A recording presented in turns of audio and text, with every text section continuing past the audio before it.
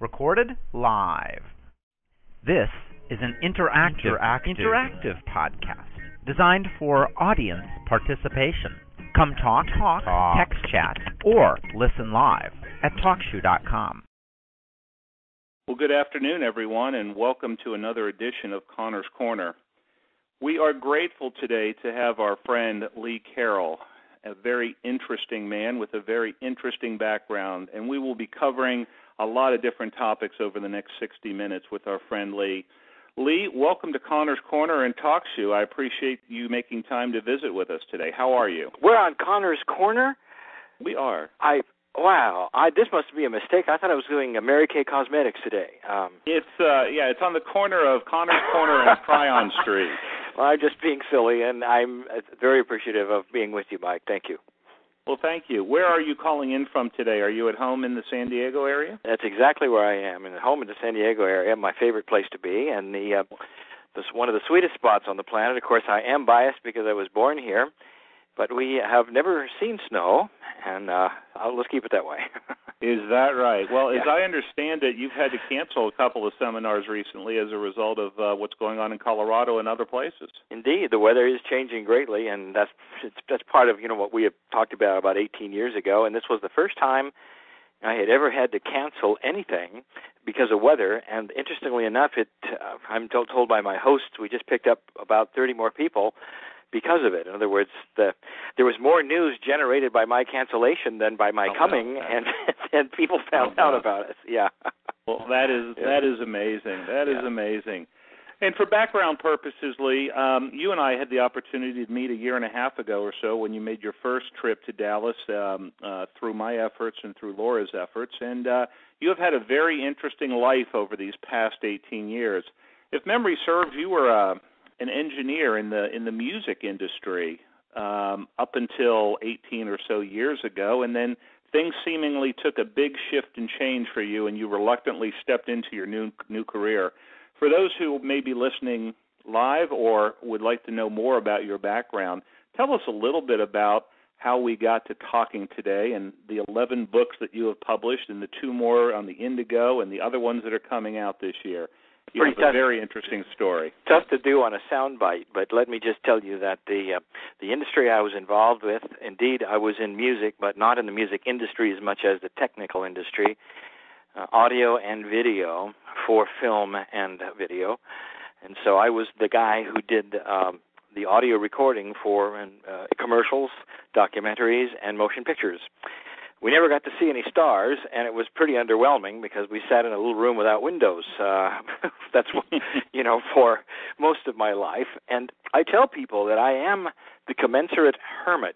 I really enjoy being alone. I like to be with equipment and not people. That was my life. It was a good one, and I did well, and was very successful at that. And it was when I was in my mid-40s that this all started taking place. And the story's an old one. I don't want to bore listeners with things that are well-known that I've talked about for years, but just to say very, very briefly, I was dragged kicking and screaming to a psychic channeler, actually, in those days, and I was very, not only just a hesitant, I was one of those guys who made fun of them all. So I've had a lot of experience with hecklers and stuff because I was one. Mm-hmm. And so I really do fully understand what it feels like not to believe in this stuff and have a tremendous empathy for those who don't, for good reasons. So because I was that person and didn't want to go, and this guy told me some stuff I didn't believe, and just leave it at that. And 3 years later, I was taken again to another guy. And the reason I went there, by the way, is I was with my partner Jan at the time, and she took me, very new age gal, my business partner. And it was her birthday, so that's why I went. So you understand the dynamics there, Mike. So I went to this other guy he's about 20. The first guy's about 60, and he told me the same thing. And this, they don't know each other. The thing that they both told me that there's a magnetic master on the other side of the veil named Kryon. A name to me it sounded like spray paint, by the way, and who was going to who wanted to talk to me, and I was supposed to talk to this guy or gal or whatever it was, and I just was floored the second time it happened because what are the odds that a guy who didn't know the other guy 3 years later would have the same message about a name nobody had ever heard of. So this really set me going. And you might say that it took 3 years of introspection before I decided that it was okay and it was real and all like that. But it was really kind of a show me experience. And the joke was that it took logic in order to get me off the pile and start looking, because that engineering brain said, I want to know more because this can't be happening. So that's how it began. And then it led to the channeling. It led to the writings. It's been 18 years now. We've been writing constantly, and I think we're 11 Kryon books and 2 Indigo books. And along the way, Jan and I introduced the Earth to the term Indigo Children. A lot of people have heard of that. We were the ones who put that forward. That book has sold 500,000 books in 24 languages. It just has gone around the world. I'm not known as the Indigo guy. I'm the Kryon guy, and yet that's part of the journey. So I report it. And now, of course, the Indigo Children is even going to hit the Webster's Dictionary soon, and it's been reported by even the major networks and things of this nature, whether they believe it or not, or whether they're going to make fun of it, but it's still there. And that was our doing as well, and it was all channeled material. So that's kind of the journey up to now. So you want us to believe that you spent time in a 14 by 14 cubicle with egg crates cushioning on the walls, and now you travel the world, write books, and talk about a magnetic master on the other side of the veil. I would think there's some electromagnetic challenges in your last industry, Lee. I mean, yeah. What an amazing story. Well, if anything, it goes to show that when you do have an epiphany and when things change, there can be remarkable changes. I was not a writer, and I am now. I was not a public speaker, and I am now. I was on the other side of the mic, not this side of the mic.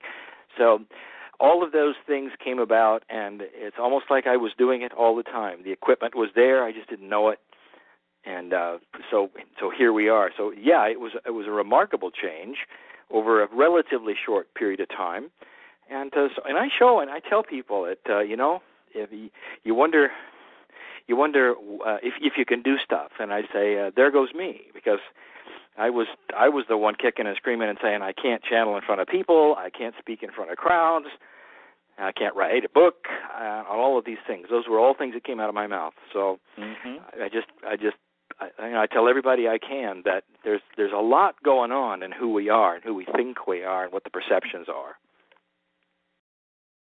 Amazing stuff. Amazing stuff.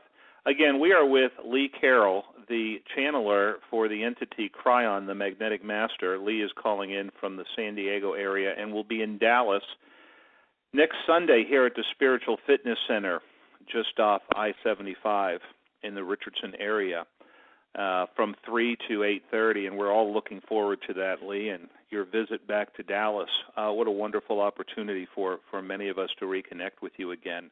I love Dallas. It's when I didn't travel much during my whole life. I didn't travel much. I've done all the traveling I've ever done in the last 18 years, and it's all been with Kryon.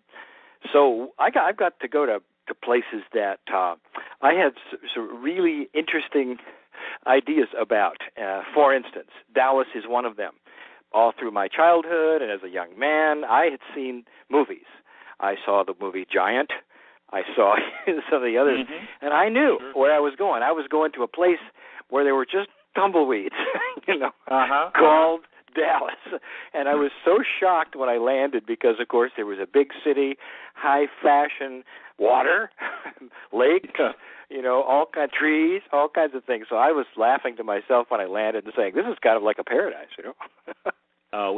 We like it very much. We appreciate your making time to come back again. It's only been a year and a half, and I know that typically that's a little sooner than you would go back to a city, as we discussed late one night after dinner. Yeah, there are certain cities I will come back to sooner when I know that the energy will support it. I'm very careful. I don't come back too soon because there's the human nature thing says it's kind of like they've seen me before, they just saw me, and time goes quickly, and it's almost like they've seen the movie. So we try to wait 2 years before I come back. But Dallas is different. Great. Well, we appreciate that you're doing it.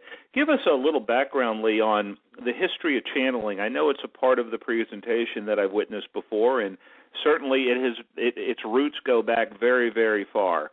Share with us a little bit about what channeling is and how it works for you. What is your sensation when that takes place? Let's start it when I think the beginning is. You'll have to understand that here is a contemporary man you're listening to now giving you his opinion about channeling. Now, I am a channeler, and I've been doing it a very long time, so that opinion perhaps is grounded in a lot of experience. But I have also been given intuition about what it's all about. If you're listening, for instance, to this particular program, maybe as an archive right now, and you are not familiar with channeling and you have an idea of what it might be, let me give you an update of what to maybe change the perception. I would say almost all of us believe in God, whatever that means to you. According to Time magazine, 85% of the world does, and the rest of them are on the edge of believing it. So it is something intuitive that we all share. Most of us don't believe in channeling, and we know that. We're in some people call me not a niche market, but a lunatic fringe market.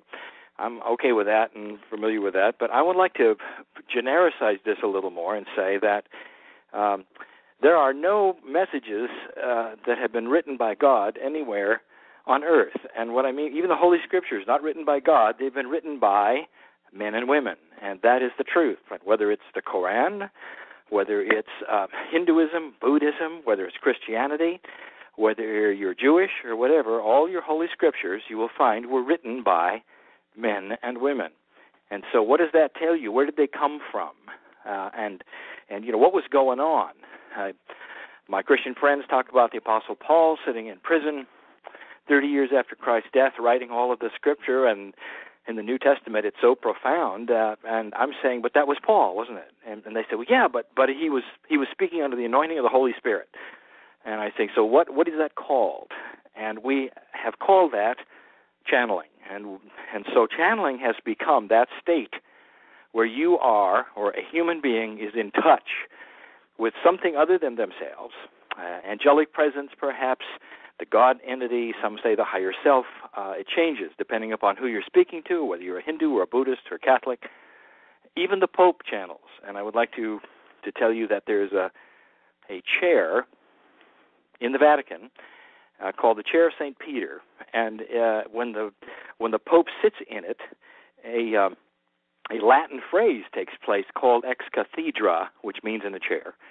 And that means that everything he says is infallible. So even he has a place where he sits, connects, and speaks. And what he says is infallible, and that's the channeling that they have. So almost every religion has a way of touching the high end of whatever they think their spirituality is. In the case of the Pope, he's Christ's vicar, and this is how he does it. So we say that the history of channeling, therefore, is any time, whenever it first happened, when men were spoken to by God and gave that message. And so this is the difference between then and now, and the Apostle Paul, for instance, and myself, is that we're looking now at different kinds of energy where we are all encouraged to get these messages through our higher selves. And we're not necessarily writing the Bible, but we may be writing our own Bible. We may be writing things for our own selves and our own lives, answering the questions that only we can ask for ourselves. What will I do? What's correct? What's incorrect? Where's my guidance? What's my morality? All of these things. Am I right? Am I wrong? Do I turn left or right? Wouldn't it be great to say that, well, why don't you just get in touch and find out? That would be channeling. So that's, if I wrap that part up, I say that's the history. That's where I come from. Now, there's a whole lot of,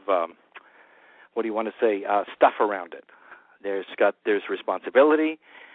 There's a whole set of rules that if you do it long enough, you start realizing what they are. And you can't do it idly. If you're going to release it for other people, you've got to make sure it's correct. And therein lies discernment. And some people do it before it's ready, and I don't have to be the one to tell you who that might be, but I'll tell you, if you listen to a whole bunch of them and you find people who are trying to get you to do what they want you to do, they're not channeling. They've got an agenda. So one of the first things is there's no agenda. It's usually uplifting, and you'll find that in Scripture, uplifting messages from Spirit that congratulate you and give you advice for bettering yourselves. So that is the crux of it. And the more longer I do it, the more convinced I am that it is correct and proper. It is not weird, and there's a lot of people who agree with me. Amazing. I found the guidelines for discernment and the part about the responsibility and the footnote that you have about channeling on your website, Kryon.com, under the About Channeling section if you scroll down near the bottom.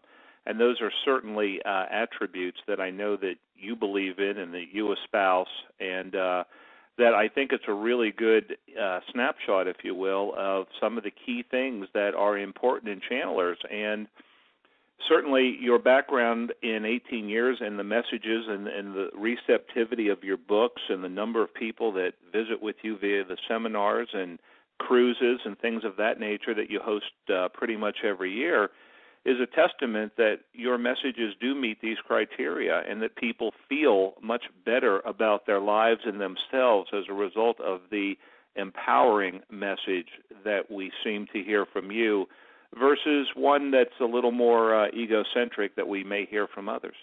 There are a whole lot of us. It's not just me. There's a whole lot of empowering speakers today that some of them claim they're channeling outright and some don't claim they're channeling, but they are. And there are some who are friends of mine. There are some who actually grew out of my own organization into what they're doing now. The message is not me alone, and it never really truly was. We had something happen, and whether we talk about it or not, in 1987 to the Earth, we call it the harmonic convergence, which really started a shift. My friends talk about this in various ways, even including my friend Kahu Fred Sterling in Hawaii, and he even wrote a book called The Great Shift. He had his epiphany in 1989, exactly when I had mine. It's almost like we were channeling the same things from different directions, in different ways, different words.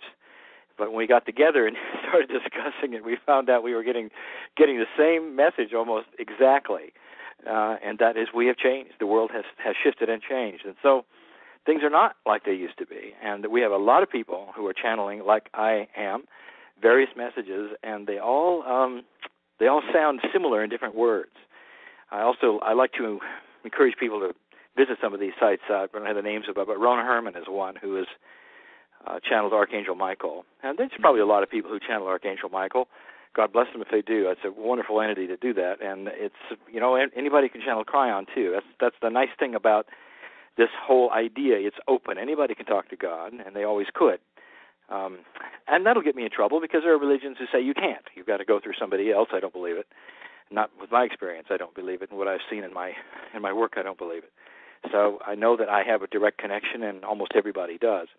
Rona Herman, for instance, helped me get my start through her benevolence, kindness, graciousness, non-competitiveness, and showed me some things about human nature that I had always wanted to see before.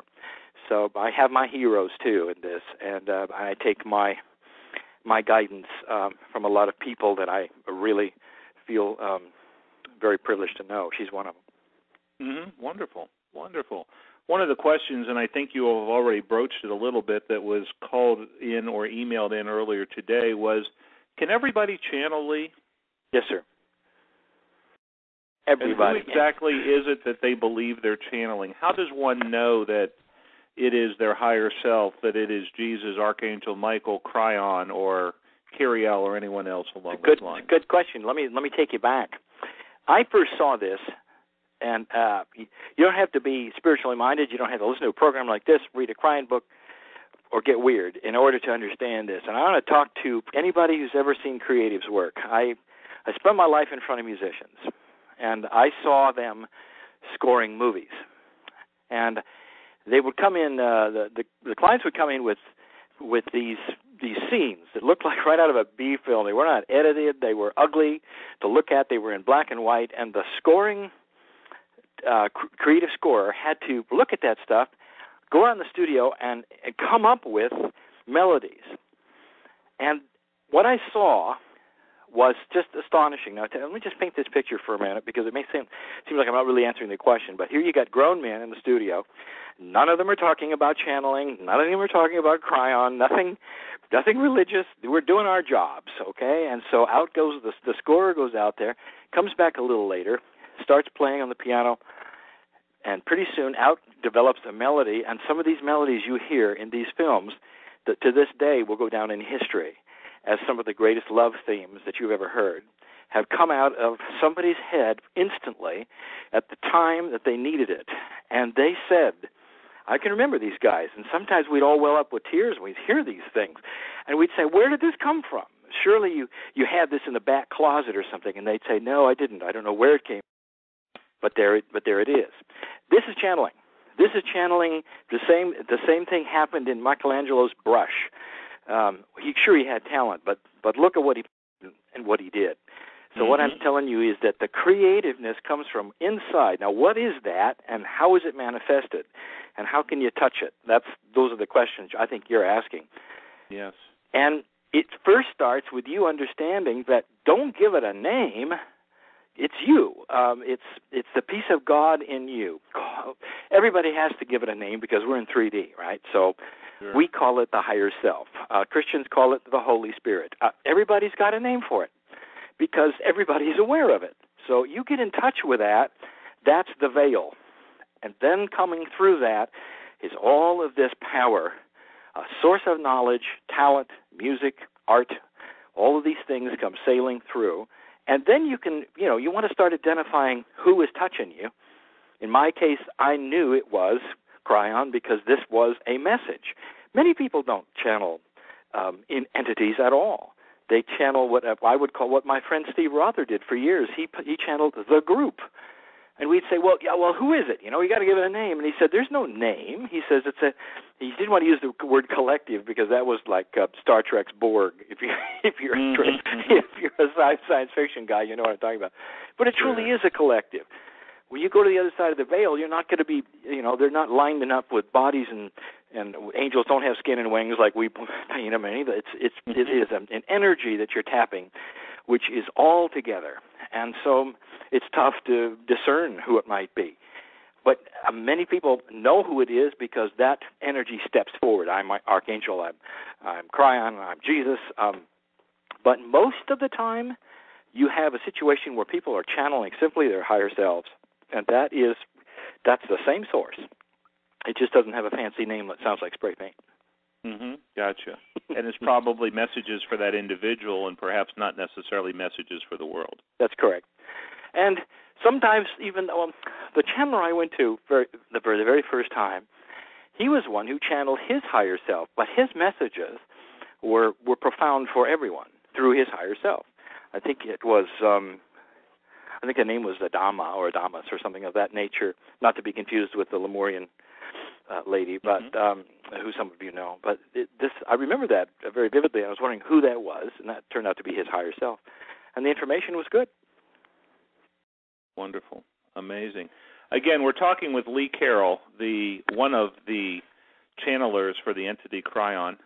Lee's calling us from the San Diego area. And Lee, you're heading to Denver. Is it next week if the weather cooperates? Actually, I'm going tomorrow morning. Tomorrow morning? Okay. I understand the weather is cooperating. And it is cooperating. Glory be. And the gods of snow have visited and done their thing, and now it's melting, and that's a good thing. They have cleared a path for you. And the planes can land, and that's all I care about is I want to get there. Yeah. I understand. How wonderful. Well, Lee, it seems like there's a general consensus among channels that 2007 is going to be a very significant year, and it's likely a great shift in consciousness. What does Kryon tell us about this upcoming period? Can you give us a glimpse into what we might expect this year? There's a whole lot of information going on, specifically even about some dates, I think some September dates and things of this nature that I've heard. Kryon has not pegged any specific day or month or even the year of 2007, but he's always told us that there is power in numerology. And now I'm going to lose a lot of people because I used to really poo-poo the whole idea of astrology, numerology, all of these things that, I thought they were occult, You only find them in a devil's lair. So come to find out they are some of the oldest sciences on the planet. They're sciences of energy. And they work, and there's reasons why they work that are more than just esoteric. And I'm not going to get into that, but I've seen it with my own eyes many, many times. They're great tools. So numerology, and numerologically speaking, 2007 is a 9. 9 in numerological terms means completion. As we move toward another year called 2012, we are looking at trying to complete some of the old energy puzzles that we have been working on since 1989, when the harmonic convergence happened. And 2007 is being touted as one of the years where we were going to have some closure and some completion. Now, people always want to read, well, what does that mean? Are we going to have a war? Are we going to have a bomb? Is there going to be a big terror hit? And what if it was just the opposite? What if we all came to the agreement that we had a better way to create peace on Earth and nothing happened that was bad? I tell you, we had one of those in 1988 and 89. And I don't know how many people gather around and celebrate that except the people of Russia. And that's when the great evil empire itself fell over. It just fell over. I was a kid for 50 years as a kid, half a century. They were the ones we were fighting. They were the ones that had the most bombs and the most missiles. They're the ones who went to space first. And I tell you, Mike, in 1988 and 89, the unthinkable happened, something that Revelation did not talk about, something that Nostradamus never talked about, and that is the evil empire, if you want to call it that, fell over all by itself through consensus of the Russian people. And so there is an example of a year, 1988-89. If we'd have said, this is going to be the year of completion, everybody would have been frightened. There wasn't one shot fired. Nothing happened that was bad, except that a lot of the guards on the wall lost their jobs. Yeah, exactly. So you take a look at that. That's revelationary. That is awesome stuff, apocalyptic, because it was out of the purview of all of the seers and all of the psychics and all of the scripture. It just happened, or seemingly, and it shocked us, and we had peace on earth suddenly. And, of course, what we've done with it is another story. But there it was, a wonderful opportunity, and I can't how I feel about these things because nobody even marked it in the calendar. There isn't a big celebration. They didn't give it a name. Had there been a bomb dropped and 1 million people dead, that would have got a memorial, and we'd be honoring it still to this day. Yeah, as the end. But grieving. Yeah. But here is it's out of the paradigm of what we expect, and I'm telling you that these things are possible. And 2007, it could be one of the years for it. Interesting. I wonder, Lee, when you go from city to city, continent to continent, and you sit down in front of whether it's 50 people or 5,000 people, as you've done in many auditoriums around the world, when it is that you get a sense of what you're about to talk about, I would think there's got to be some great degree of apprehension about sitting there in a chair in front of all these people and not having the spigot flow and not having the energy packets come down through you. Yeah, you're talking about what authors have called what writer's block might be. Sure. And if it were coming from me, Mike, I would be frightened because all human beings share that issue of self-worth, issue of wonder whether you're good enough, is it going to continue? But it took me almost literally a decade to realize what was truly happening. A change happened in me a little while ago, just a few years ago, and it's part of my growth cycle that made me relax with this so much. I relaxed with what people thought. I relaxed with the hecklers. I relaxed with going on television no matter what people would think, realizing that what was there was not only real, but it was inexhaustible in its source. The promise is that I'll channel Kryon as long as I live, as long as I follow certain rules of channeling ethics, and they are for me, not for anybody else. And everybody has their own rule set if you want to ask about what it is. The first one is don't get filled with yourself. Mm-hmm. Yeah? Don't decide that you're the star suddenly. Because when you do that, then that spigot will be turned off. It's not going to be turned off. It's just that your spigot suddenly will be bigger, and you won't be able to find the other one. Sure. You know? Sure. So you can't do that. There's some others that I've been very careful with. Kryon is never supposed to channel on the air. This means that what this really truly means is that you can release tapes and things like that where there's free will.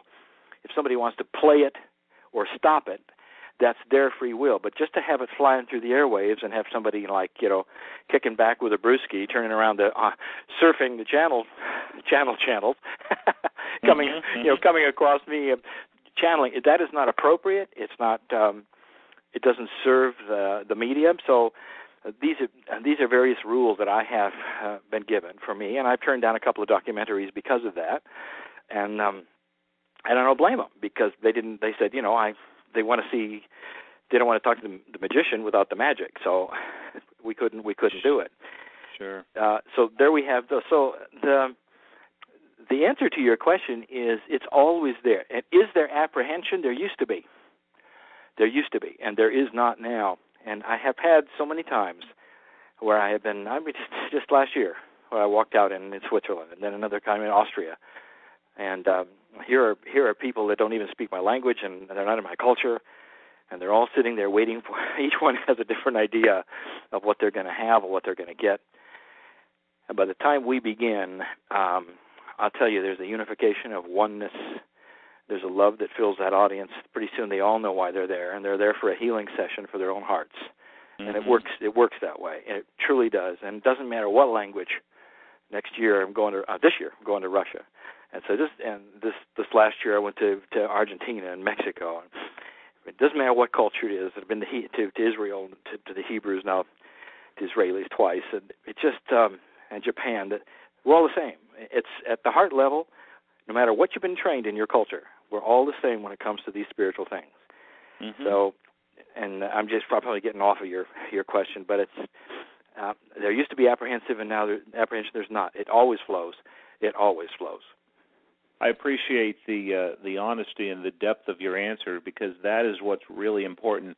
Everybody that you will meet next week here in Dallas has read many or most of your books and are very familiar with it, but they want to understand a little bit more about what goes inside the human while this is going on. For instance, Lee, did you have a period of time where your body's energetic circuitry had to be rewired, for lack of a better term, to hold this vibration, to be able to take the words of Kryon and the information packets so that you could actually hold it without, I would use the word quivering being a word that might be used?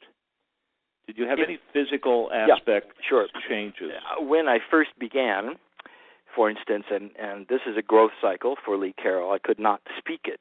It could only be written. There was just no way it could be spoken.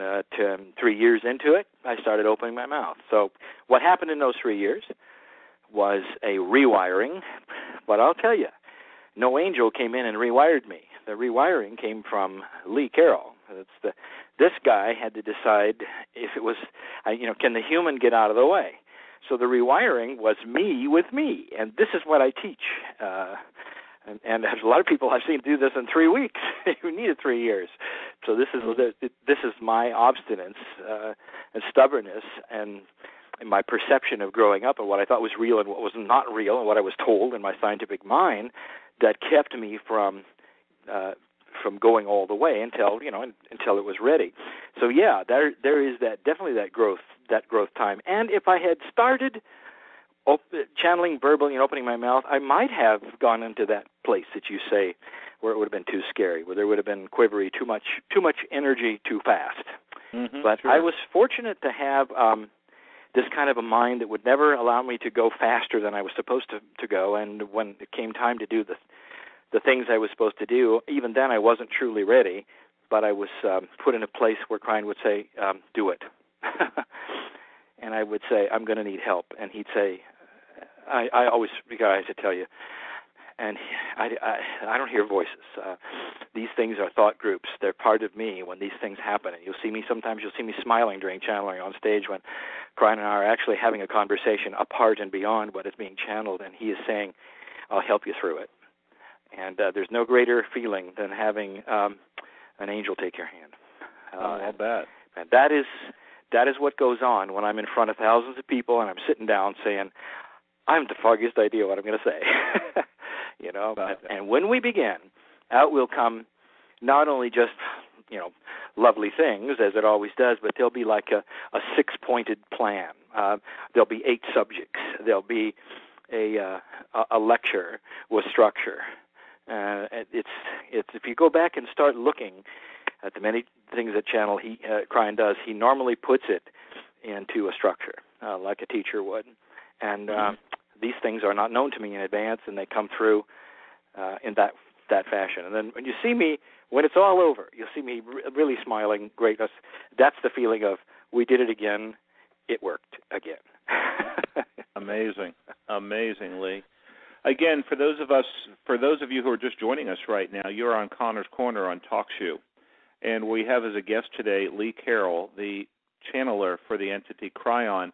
Lee will be joining us in Dallas on Sunday, January 14th at the Spiritual Fitness Center from 3 to 8:30. And if anybody is interested, having heard this little session with Lee so far, please email us at cryondallas@yahoo.com for more information, or go to the Kryon.com website and look for the seminar and the workshop section, and you'll find us here in Dallas. And please get in touch with us right away so that we can save a spot in the room for you all to experience the energetic field that Lee is articulating for us so beautifully right now.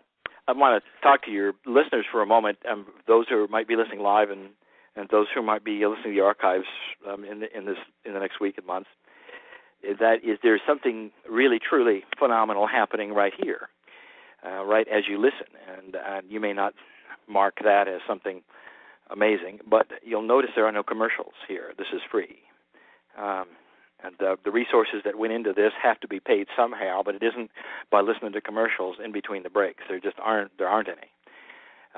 Those of us who are authors go on radio shows often, and when we go on them, quite often there'll be an hour show, and literally we will only speak 20 minutes. And the rest of it is interruptions and commercials. That isn't happening today just because of this venue and the kind of technology that we're looking at and different ways of these people making their money. So here you are, and you get a whole hour, and it's a whole real hour. That's very, very unusual. How wonderful. Thank you for those kind words, Lee.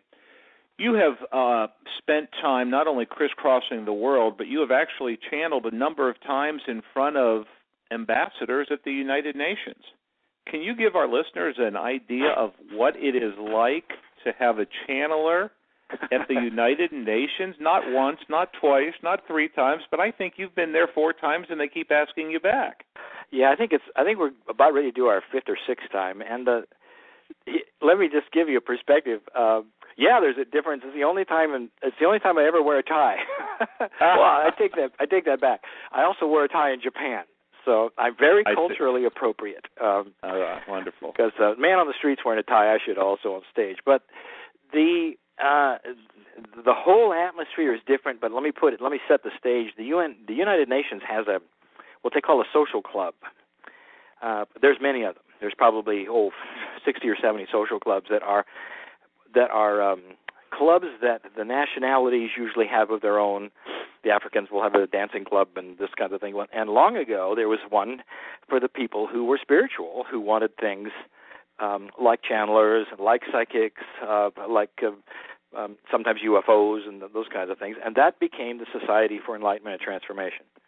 And it is a chartered member of the UN. So it belongs to the UN. Only employees and delegates can go, and members of the club. You can join the club if you want to, and you don't have to be part of the UN. But that's if you live in New York and want to pay the membership due. But it's a closed group, and it's we have channeled in committee rooms, the Dag Hammarskjöld Auditorium.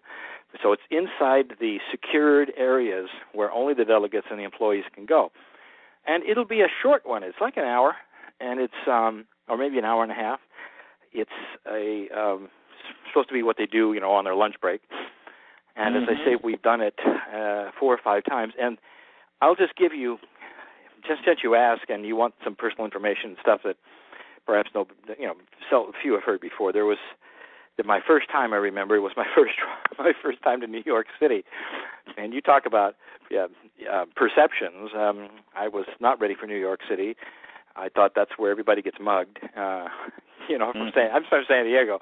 It's not a big city. Sure. And so here we were in New York, and first thing that happened is I felt great.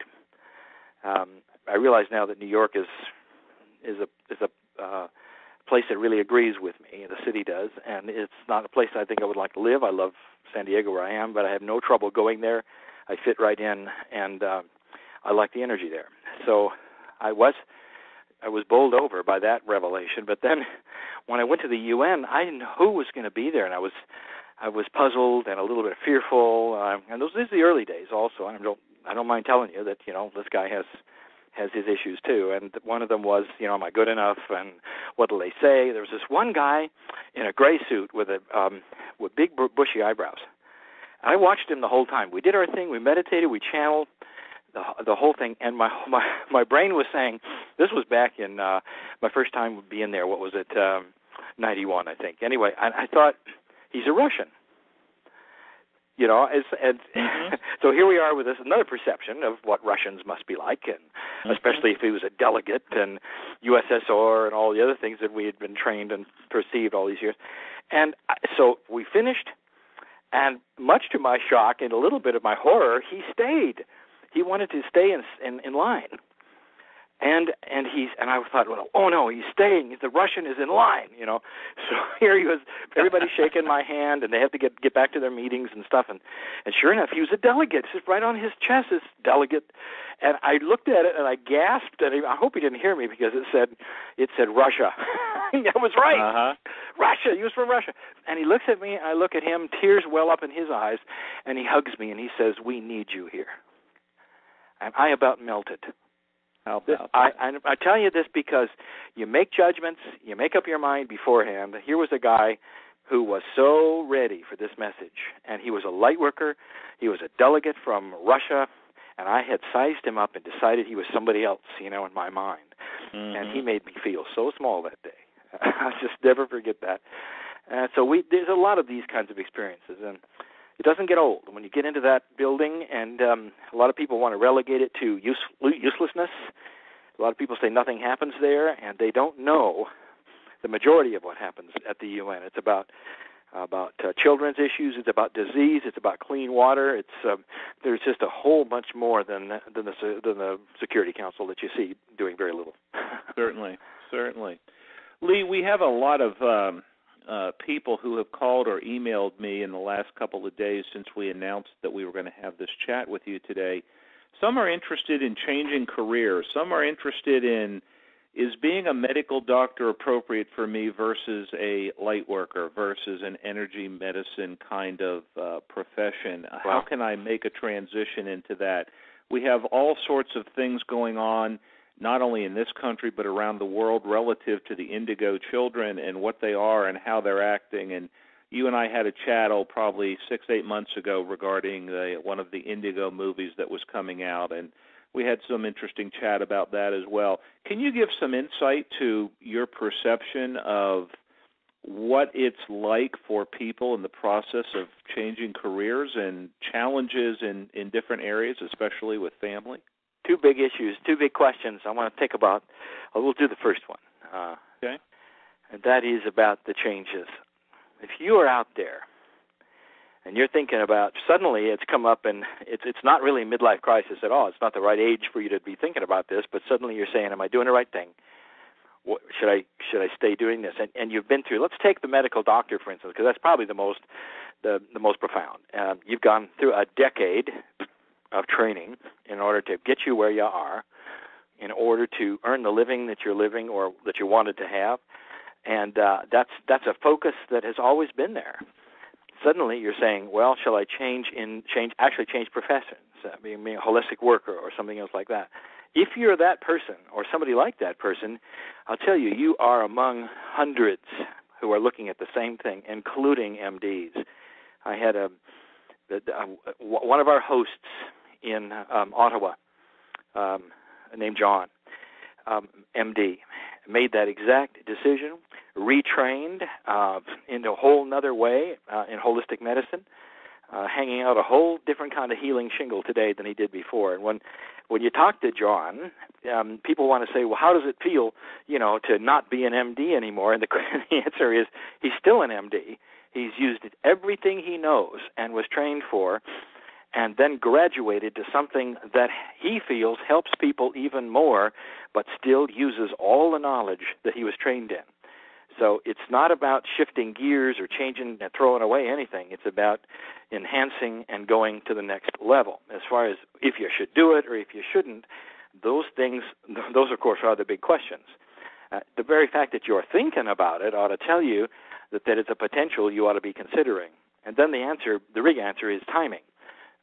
Is when is right, and I caution everybody to say it's don't step off the cliff too fast, because in your perception of spiritual things, it looks like God says now, and really God's now is like what is like God made the earth in 7 days, so that's the now I'm speaking about. It may not be the instantness of it, and it may take a few years, but definitely is worth thinking about and moving toward. Mm-hmm. Yeah. Great. And thank you for your insights on that. And for relative to the Indigo Children and the work that you have done there and the new book that you've got coming out in the not-too-distant future, I guess it'll be your third Indigo book, is that right? Yes, sir. How do you expect this book to affect the planet? Well, it's unfortunately that we have to write a book. Fortunate or unfortunate, I don't know. But what has happened with the Indigo Children, and I'll just be very honest and candid, has disappointed me, is that it's become a fad word and misunderstood. And for the sake of commerciality, it has been put forward. Money has been thrown at big, would you say, PR firms in order to involve mainstream. Whether it's the New York Times, whether it's USA Today, whether it's CNN, they have all done reports on it because this money has been thrown at them to do. That's the way it works, by the way. I'm sure most listeners know that, but these things don't just happen by themselves. There's a system involving money that is given to PR agents, and then that's why the stories occur. That's what drives the guests on the Tonight Show. So they're all promoting a book, a movie, or something. So bingo, out comes these Indigo films, and there's been a couple of them now, and none of them have really been about the issue, but they have carried the name Indigo. I think a lot of them wanted to ride on the popularity of the word. And what has happened is that when you say Indigo Children to some people, they say, oh, yeah, that's that lunatic fringe group that believes all their kids are super psychics and have blue auras. And we didn't say any of that. That's not the way it is at all. This is a new consciousness of human being born on the planet. That in its essence. That was the color was identified by a woman who had a brain disorder called synesthesia. She was not, New Age or psychic or anything. And she got to see energy, and that's very well documented. So really, it came from a science basis.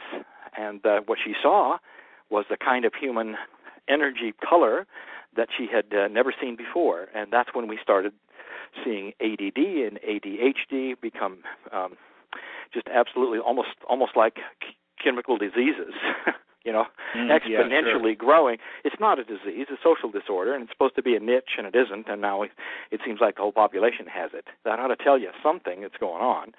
So this book is going to I want to try to retrench and draw folks back into the center of what it is. And we're going to have to do that with by pulling on people who work with children, who work in the children industry, teachers who teach teachers, PhDs, daycare workers, sociologists who are going to come forward, and we got them, who are saying, yeah, it's real, here's what you can do about it, talking to parents. Now we have some of the kids who are hitting, of course, an age. I mean, we came out 7 years of that book, and they were like 10, and that was probably the oldest, 10 or 11. Well, now they're 17, 18. They're hitting McDonald's. So now you got them in the workplace.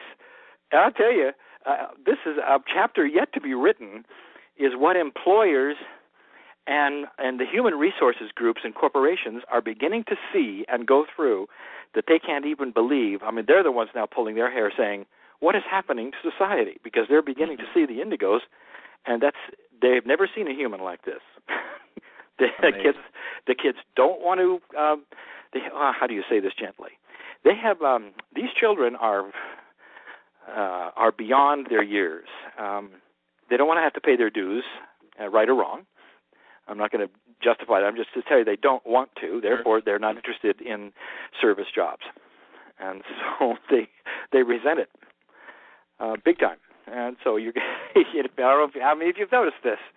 They won't look you in the eye. They don't want to. They just want to go home. Yeah, play video games, right? Yeah. So, and it's it makes it sound like they're all bad kids. There's not. This is what happens when you have a different kind of countenance, intelligence in a body that's now being asked to do things that only the former generation. Hello, that's my phone battery leaving, but I have another one. Aren't you glad? Okay.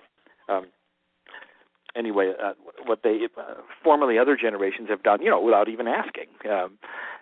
Should I or not? And these kids are not only asking; I have a very funny story. I'll try to make it quick, but it epitomizes it. In Hawaii, there are cruises. We take cruises, and thank you for mentioning. Every year we do a Kryon cruise, and we go back to Hawaii about every 3 or 4 years. It's such a beautiful spot. It's Lemurian energy, and the cruise ships out of there. I think they're Norwegian Cruise Lines and a couple of others. They're all foreign-owned, and there is a law of the United States that says that if you have a foreign-owned ship, if you're going to sail with Americans on it, you've got to touch a foreign port before you can come back. Those are the rules. I don't know how many of you knew that. If you go to the Bahamas, that's easy because you're going to the Bahamas. Sure.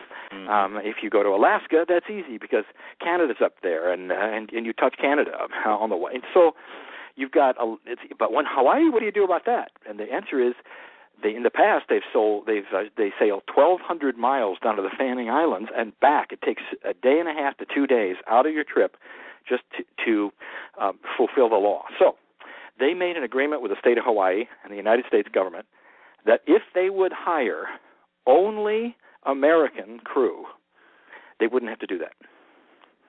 This was 3 years ago. And according to the travel agency's guides, the newspapers in the Honolulu Daily and all of these things, it was an absolute disaster that American kids had no concept of service. They didn't want to know. They didn't care to know. And the people who were taking the cruises were just mortified at what they got. Oh, my. We got a sample of it because we went on one of the cruises. Now, this is all changing greatly, but you go up, we went to one of these dinners where everybody's wearing white gloves and everybody's in formal night, and it was like formal night at McDonald's. Gotcha. I got my salad, and then 35 minutes later, I got the dressing. Okay, sure. It was just they were in the back room doing something else. Gotcha. So I'm just telling you, there is a change of consciousness, and it's not just our culture. Talk to them in Japan, where everybody is supposed to do the same thing, and if you don't, you're in trouble because you interrupt the harmony of the culture. Well, the kids aren't paying any attention to the culture at all. They're just doing what they want. You bet. Amazing. When is your next cruise, Lee? What's that? When is your next cruise? They're always in September. Okay. We're going every year, every couple of years? Oh, every year. Okay. And this time, we're going back to Europe this time, and we're going to leave from Barcelona at the, I think it's the end of September. It's on the website. Mm-hmm. And we are, or it's the beginning, I forget. Anyway, it's leaving Barcelona and doing the Western Mediterranean. It's going to be great. There'll be Spanish translation because we have lots of Spaniards over there who want to come with us. I can imagine. If memory serves, you were on a cruise in Hawaii when 9/11 occurred. Correct. And there was a very special channeling that was pulled together for that, as I recall. Yeah, it was. Everybody has their 9/11 story, Mike. It's like my generation had its John F. Kennedy story when he was assassinated. Everybody remembers when they were, where they were when he assassinated. This 9/11 generation belongs to my sons, and they'll always remember that. And then my father's generation, they remembered Pearl Harbor. So these were things that you'll never forget, and we were almost as far away as you can get from New York without coming back to it, and that's the Hawaiian Islands. And the ship was named the Patriot, USS Patriot. And, of course, everybody was afraid of everything at that moment, that how big was it going to be, were there more of them, and so the ship was kept from docking certain places, and they stopped all the airline flights. Of course, nobody could get home, and so it was quite a time. But the very day that it took place, we all met in a non-scheduled meeting, and there was a channeling, and we all sang "Let There Be Peace" and "Let It Be with Me," begin with me, and other things. And we heard stories from people that had relatives in New York, some miracles that had taken place. So it was an unbelievable time to be in that beautiful place and see that tragedy. Mm-hmm. Well, we thank you for sharing that with us. And anyone listening who would like to visit with Lee personally next week here in the Dallas Metroplex area. And Lee, we have people coming from as far away as Denver who are rescheduling as a result of last week's snowstorm, who had commitments, unfortunately, for, I guess, tomorrow or the next day in Denver. Oh, bless They're her coming in. People are coming in from Austin and Houston and San Antonio and all over the area just to spend some time. But those of you who are listening or who have been sent this link may want to give it a opportunity to visit with Lee directly next Sunday, January 14th, at the Spiritual Fitness Center just outside Dallas on Interstate 75 in the Richardson area. You can go to Kryon.com and find out more information, or you can email me at cryondallas@yahoo.com, and we will get back to you instantly with details and information and make sure we have enough room for everybody. And because the room is in the process of filling up, we're asking people to get in touch with us right away so that there's nobody we have to turn away at the door. Nothing would hurt us more than not being able to host as many people as would like to attend. So we're going to do our very best to go do that. And so we invite you to contact us either via the Kryon.com website or at cryondallas@yahoo.com.